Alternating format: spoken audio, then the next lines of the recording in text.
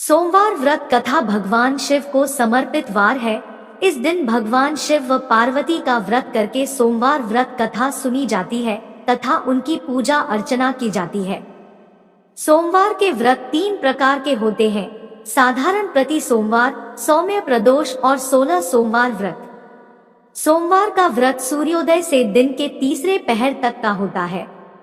व्रत में फलाहार का कोई खास नियम नहीं है, किंतु यह आवश्यक है कि दिन रात में केवल एक समय भोजन करें। सोमवार के व्रत में शिव जी तथा पार्वती का पूजन करना चाहिए। शिव पूजन के पश्चात सोमवार व्रत कथा सुननी चाहिए।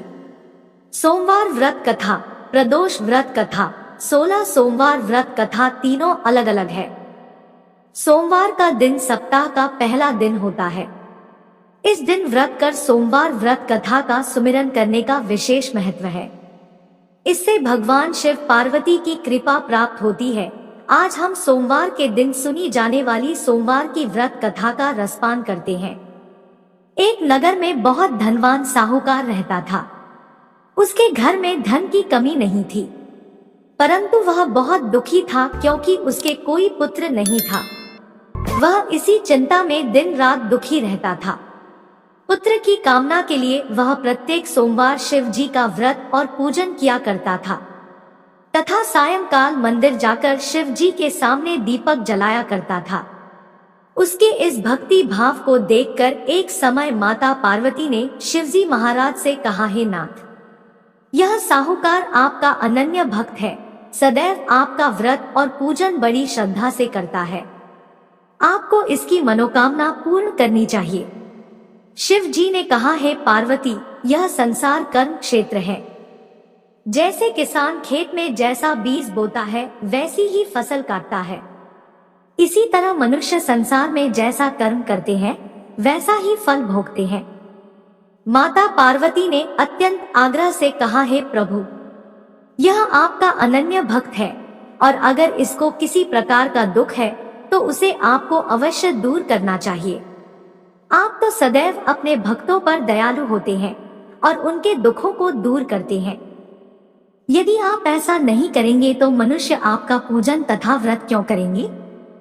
माता पार्वती का ऐसा आग्रह देख शिवजी कहने लगे, हे पार्वती, इसके कोई पुत्र नहीं है, इसी चिंता में यह अति दुखी रहता है।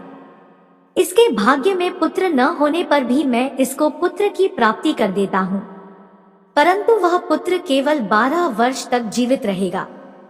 इसके पश्चात वह मृत्यु को प्राप्त हो जाएगा। इससे अधिक मैं इसके लिए नहीं कर सकता। माता पार्वती और भगवान शिव का यह वार्तालाप साहूकार सुन रहा था। इससे साहूकार को न तो प्रसन्नता हुई और न ही दुख हुआ।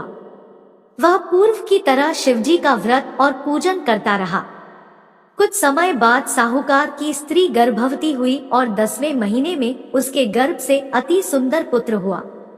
साहूकार के घर में बहुत खुशी मनाई गई, परंतु साहूकार तो यह जानता था कि उसकी केवल 12 वर्ष की आयु है, इसलिए उसने अधिक प्रसन्नता प्रकट नहीं की और न ही किसी को यह भेद बताया। जब वह बालक 11 वर्ष का हो गया तो बालक की माता ने उसके पिता से उसका विवाह करने के लिए कहा। साहूकार ने कहा, अभी मैं इसका विवाह नहीं करूंगा, मैं अपने पुत्र को काशी पढ़ने के लिए भेजूंगा। साहूकार ने बालक के मामा को बुलाकर उसको बहुत सा धन देकर कहा, तुम इस बालक को काशी पढ़ने के लिए ले जाओ और रास्ते में जिस स्थान पर जाओ यज्ञ तथा ब्राह्मण को भोजन कराते व दक्षिणा देते जाना। दोनों मामा भांजे यज्ञ करते और ब्राह्मणों को भोजन कराते तथा दक्षिणा देते काशी की ओर चल पड़े। रास्ते में उनको एक शहर पड़ा। उस शहर के राजा की कन्या का विवाह था, परंतु जो राजकुमार विवाह करने के लिए आया था वह एक आंख से अंधा था। उसके पिता को इस बात की बड़ी चिंता थी कि कहीं राजकुमार को देखकर राजकुमारी तथा उसके माता पिता विवाह में किसी प्रकार की अड़चन पैदा ना कर दें। जब उसने अति सुंदर सेठ के लड़के को देखा तो मन में विचार किया कि क्यों न द्वाराचार के समय इस लड़के से वर का काम चलाया जाए। ऐसा मन में विचार कर राजकुमार के पिता ने उस लड़के और उसके मामा से बात की। वे राजी हो गए। फिर उस साहूकार के लड़के को वर के कपड़े पहनाकर तथा घोड़ी पर बैठाकर कन्या के द्वार पर ले गए। सभी कार्य प्रसन्नता से पूर्ण हो गया। राजकुमार के पिता ने सोचा कि यदि विवाह का कार्य भी उसी लड़के से करा लिया जाए तो क्या बुराई है। ऐसा विचार कर लड़के और उसके मामा से कहा, यदि आप फेरों और कन्यादान के काम को भी करा दे तो आपकी बड़ी कृपा होगी। मैं इसके बदले आपको बहुत सारा धन दूंगा। दोनों ने इसे सहर्ष स्वीकार कर लिया और विवाह का कार्य भी बहुत अच्छी तरह से संपन्न हो गया। सेठ का पुत्र जिस समय जाने लगा तो उसने राजकुमारी की चुंदड़ी के पल्ले पर लिख दिया कि तेरा विवाह मेरे साथ हुआ, परंतु जिस राजकुमार के साथ तुमको भेजेंगे वह एक आंख से अंधा है। मैं काशी जी पढ़ने जा रहा हूँ। सेठ की लड़के के जाने के पश्चात राजकुमारी ने जब अपनी चुनरी पर ऐसा लिखा हुआ पाया तो उसने अंधे राजकुमार के साथ जाने से मना कर दिया। उसने अपने माता पिता को सारी बात बता दी और कहा कि यह मेरा पति नहीं है, मेरा विवाह इसके साथ नहीं हुआ है। जिसके साथ मेरा विवाह हुआ है वह तो काशी जी पढ़ने गया है। राजकुमारी के माता पिता ने अपनी कन्या को विदा नहीं किया और बारात वापस चली गई। जब उसके मामा ने उधर सेठ का लड़का और उसका मामा काशी पहुंच गए, उसको बड़ा दुख। वहां जाकर उन्होंने यज्ञ कराना और लड़के ने पढ़ना शुरू किया। यज्ञ का कार्य जिस दिन लड़के की आयु 12 वर्ष की हुई उस दिन उन्होंने यज्ञ रचा रखा था। ब्राह्मणों के जाने के लड़के ने अपने मामा से कहा, मामा जी आज मेरी तबीयत कुछ ठीक नहीं है। मामा ने कहा, अंदर जाकर सो जाओ। जब लड़का अंदर जाकर सो गया और थोड़ी देर में उसके प्राण निकल गए। नाथ, कोई दुखिया रो रहा है, इसके कष्ट को दूर कीजिए। जब शिव पार्वती वहां पहुंची तो उन्होंने पाया कि वहां एक लड़का है जो आपके वरदान से उत्पन्न हुआ था। शिव जी ने कहा, है पार्वती, इसकी आयु इतनी ही थी, वह यह भोग चुका है। पार्वती जी ने कहा, है नाथ, इस बालक को और आयु दो, नहीं तो इसके माता पिता तड़प तड़प कर मर जाएंगे। माता पार्वती के बार बार आग्रह करने पर शिवजी ने उसको जीवन का वरदान दिया। शिवजी की कृपा से वह लड़का जीवित हो गया। शिवजी और पार्वती कैलाश पर्वत को चले गए। शिक्षा पूर्ण होने पर वह लड़का और उसके मामा उसी प्रकार यज्ञ करते, ब्राह्मणों को भोजन कराते तथा दक्षिणा देते अपने घर की ओर चल पड़े। रास्ते में उसी शहर में आए जहां उस लड़के का वहां की राजकुमारी से विवाह हुआ था। वहां जाकर उन्होंने यज्ञ प्रारंभ कर दिया।